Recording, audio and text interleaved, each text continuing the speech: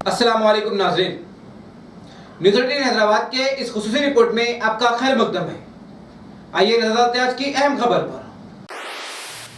रच्चाकोंडा police ने interstate gang का किया पर्दाफाश। तफसीलात के मुताबिक 17 फरवरी को पहाड़ी शरीफ पुलिस स्टेशन हदूद में MRF टायर्स की लोडेड गाड़ी को रोककर ट्रांसपोर्ट की लॉरी के ड्राइवर और क्लीनर्स को गन पॉइंट पर रखते हुए कुछ लोगों ने गाड़ी खाली करवाई, जिसकी कंप्लेंट पर रच्चाकोंडा कमिश्नर श्री महेश भागवत ने कार्रवाई करते हुए दिल्ली पुलिस की मदद से डकैती के मुजरिमों को गिरफ्तार करने में कामयाब हो गए और इनके पास से एक मारुति कार, MRF टायर्स, एक एक्टिवा, एक 8mm लाइव राउंड और एक चाकू के साथ 4 मोबाइल फ़ोन्स, 20,000 रुपये नकद रकम जब्त करते हुए अलग अलग सेक्शंस के तहत केस बुक किया।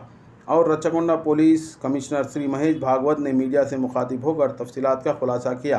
Bureau report, news 18 Hyderabad. 17 फरवरी को सुबह 9 बजे हमारे पहाड़ी शरीफ पुलिस स्टेशन में एक लॉरी कंटेनर के ड्राइवर और क्लीनर आके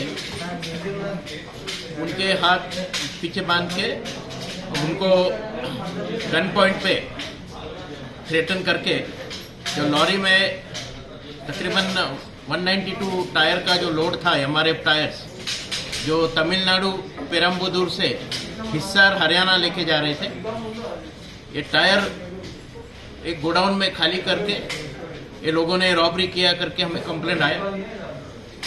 कंप्लेंट आने के बाद इमीडिएटली हम लोगों ने जहाँ से लॉरी स्टार्ट हुआ उस जगह से जिसने लोड किया उन लोगों को कांटेक्ट किया। ये लोगों ने हमें बताया कि जब उन्होंने तिरुचि पेरम्बुदूर के गोडाउन से जब वहाँ से वो लॉरी स्टार्ट किया था, बीच में धाबा होटल पे 2 लोग इनके लॉरी में चढ़े और वो दोनों भी हरियाणा के इनके गांव के थे करके इन लोगों को कोई असुविधा नहीं हुई कि उनको कोई अनजाने आदमी को अपन लोड करे करके, और भरोसे से उनको साथ में ले लिया। टिप्पर थी नलगोंडा जिला, वहाँ पे ये लॉरी आने के बाद ये लोगों ने इनको मारपीट की। जो 2 लोग चढ़े थे, ड्राइवर क्लीनर को मारपीट करके उनको वेपन दिखा के लॉरी इधर उधर घुमा के बाद में काटेदान में एक गोडाउन में लॉरी लोड पूरा उन्होंने खाली करवाया और टुकुगड़ा के पास इनको छोड़ दिया। वो टुकुगड़ा से फिर पहाड़ी शरीफ पुलिस स्टेशन वो लोग आए। तमिलनाडु में लोग ढाबा होटल पे जहाँ पे चढ़े वहाँ से भी हमें CCTV फुटेज मिला और इन लोगों के फ़ोन से भी हमें कुछ आधार मिला।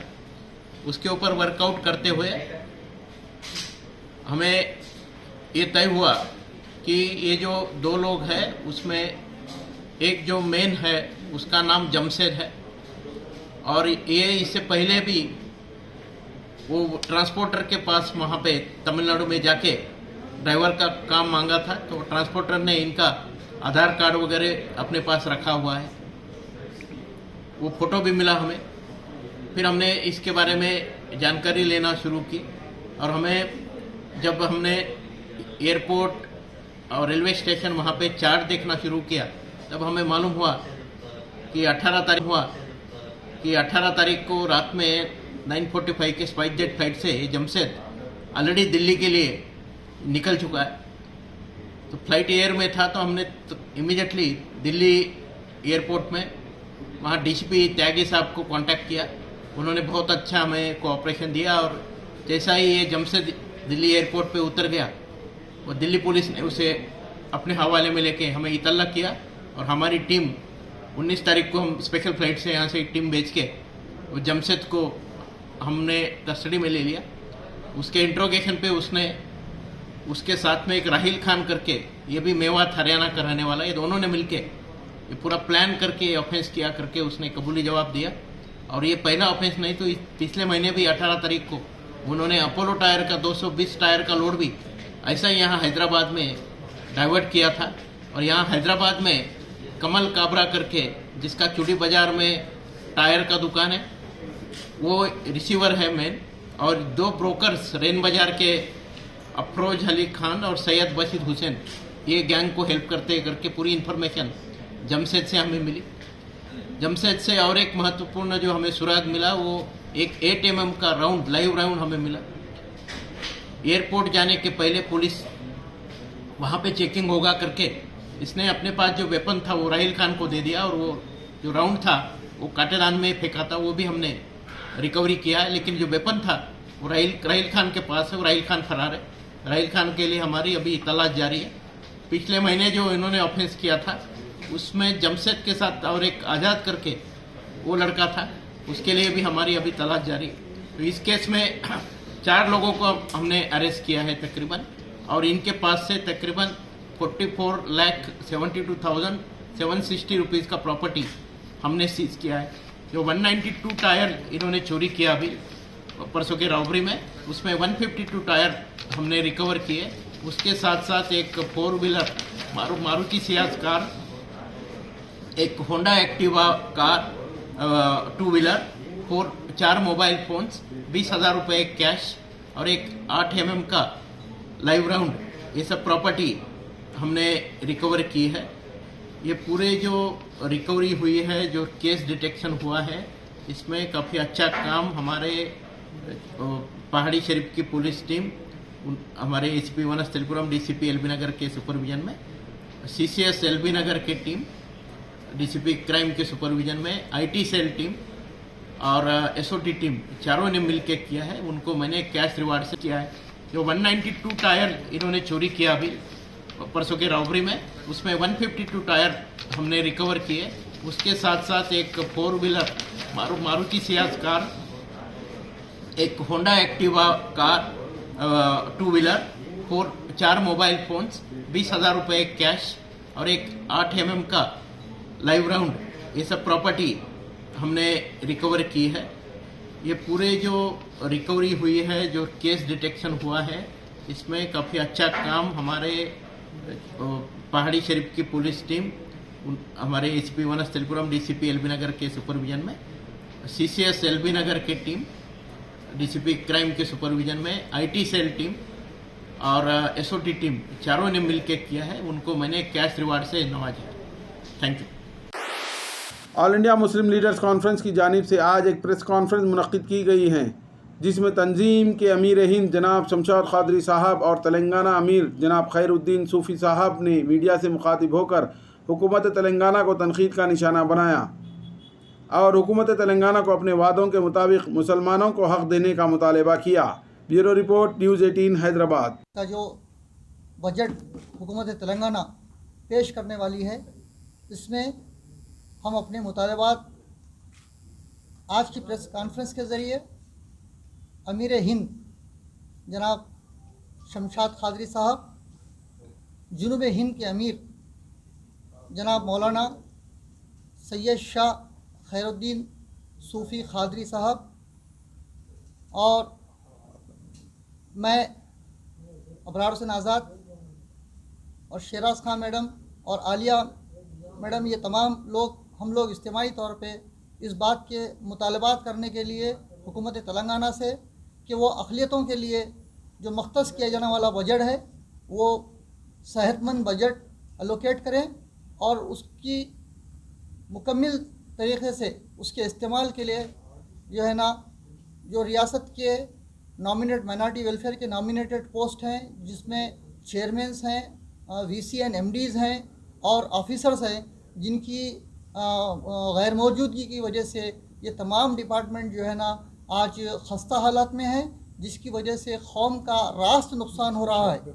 तो मैं इस मौके पे आज जनाब सदर all India Muslim leaders conference जनाब शमशाद खादरी साहब से, इसके बाद जनाब मौलाना सैयद शाह खैरुद्दीन सूफ़ी साहब से इल्तिमास करता हूँ कि वो अपने ख्यालात का इजहार करें।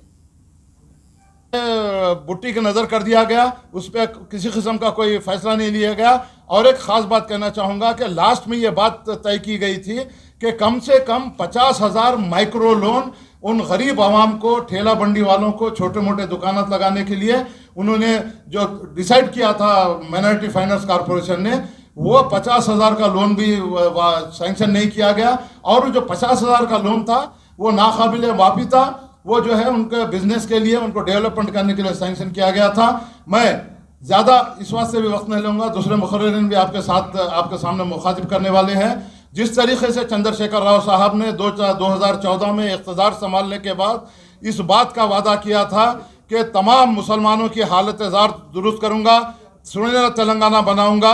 आप खुद सोचिए चंद्रशेखर राव साहब, क्या सुनहरे तेलंगाना का ख्वाब आपने पूरा किया?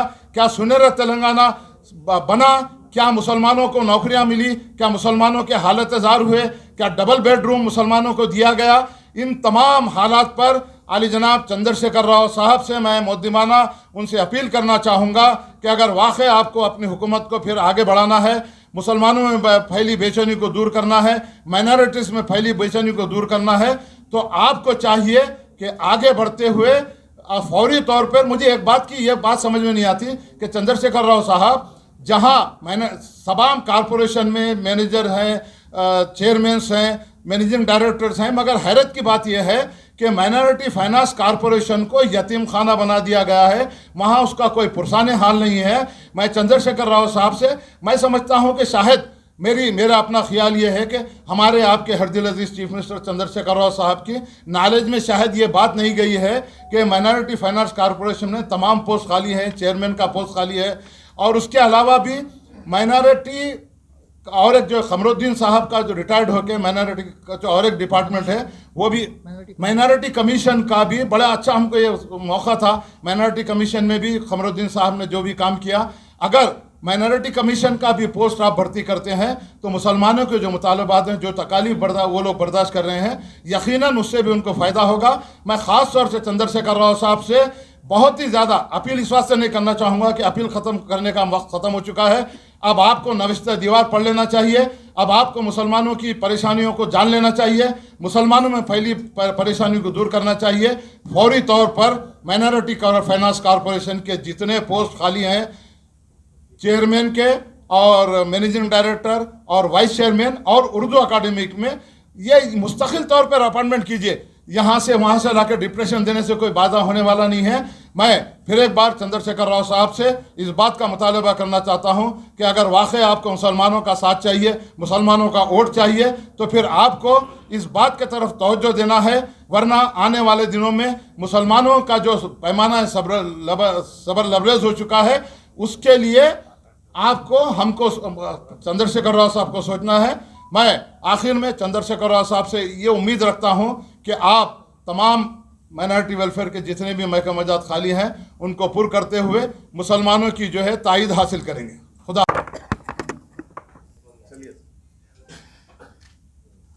नाज़रीन किराम, all India Muslim leaders conference की जानिब से आज के इस प्रेस कॉन्फ्रेंस के दो अहम मुतालबात हैं हुकूमत तेलंगाना से।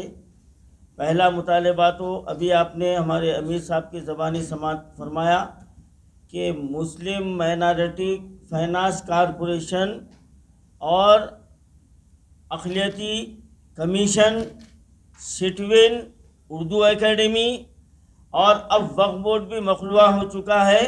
ऐसे 5 कॉरपोरेशन इस वक्त हमारे स्टेट में खाली हैं और वहाँ के कई जायदादों पर तकर्रुरात नहीं हुए हैं। और अभी हाल ही में हमारी तेलंगाना सरकार जो मुस्लिम दोस्त होने का दावा करती है, ढोंग रचाती है, उसने 1640 एकड़ ज़मीन वक्फ बोर्ड की हथिया ली है। और मुस्लिम और जो ना माइनॉरिटी बजट का ऐलान किया जाता है, लेकिन उसमें का 10% हिस्सा जारी नहीं किया जाता। तो क्या ये रियासत के अवाम क्या ये बात को नहीं समझे हैं कि हुकूमत हमारे साथ सरासर धोखा कर रही है, सरासर हमारे साथ फरेब कर रही है, हमारे जज्बात से खिलवाड़ किया जा रहा है? क्या चीफ मिनिस्टर साहब ये नहीं जानते कि आप क्या क्या वादा किए थे मुसलमानों के लिए, और अब आपकी हुकूमत में मुसलमानों के साथ कितनी नाइंसाफ़ी हो रही है? आज ये बात को जहन नशीन रख लेनी चाहिए। और आज वक्फ अराजियात का 60% हिस्सा हुकूमत ने हथिया लिया है। मैं बांगे दहल सबूत के साथ कहता हूँ, और ये बात मेरी नहीं है, हमारे फ्लोर लीडर असम्बली में हुकूमत से असम्बली में ये मुतालबा किए हैं। ये बात रिकॉर्ड में मौजूद है, अनरिकॉर्ड बात कोई नहीं कर रहा हूँ मैं। तो क्या केसीआर साहब आपके लिए कुछ हया शर्म का कोई पैमाना है आपके पास? आप मुस्लिम दोस्त होने के लिए मुसलमानों से झूठे दिलासे लेके देके आप इख्तिदार पर हासिल आए और आज हमारी इमलाक को लूट रहे हैं और हमको धोखे पे धोखा दिए जा रहे हैं। अब मुसलमान इसको बर्दाश्त करने वाले नहीं हैं। अब 2023 करीब है। आपको याद होगा हम ही ने ऐलान किया था कि हुजूराबाद का इलेक्शन तुम हार रहे हो और वो नतीजा सामने आया। और अभी हम यहाँ से ऐलान कर रहे हैं, अगर केसीआर तुम होश में नहीं आओगे और मुसलमानों के साथ धोखा देते रहोगे तो 2023 के बाद तुम हुकूमत करने का ख्वाब भूल जाइए, ख्वाब भूल जाइए। तुम्हारा वही हशर होगा जो नरसिम्हा राव का हुआ था। ये बात जो ना जहन नशीन रख लेनी चाहिए। माइनॉरिटी बजट ईमानदारी से जारी होना और माइनॉरिटी बजट जो ना मुस्तहिक़ीन को मिलना आज का ये इजलास का डिमांड है। और वक्फ की इमलाक पर जितना हुकूमत ने कब्जा किया है वो वापस करना चाहिए। सुप्रीम कोर्ट का फैसला वक्फ बोर्ड जो हारी है हुकूमत के ईमा पर हारा गया है, क्योंकि एक तरफ से फरीक हुकूमत थी। इनको शर्म आना चाहिए था कि हुकूमत कैसा फरीक बने। आप इख्तिदार से पहले। नाज़रीन, न्यूज़ 18 हैदराबाद चैनल को लाइक, शेयर, सब्सक्राइब जरूर करें। इसी के साथ याद दें, मैं इब्राहिम, अल्लाह हाफिज़।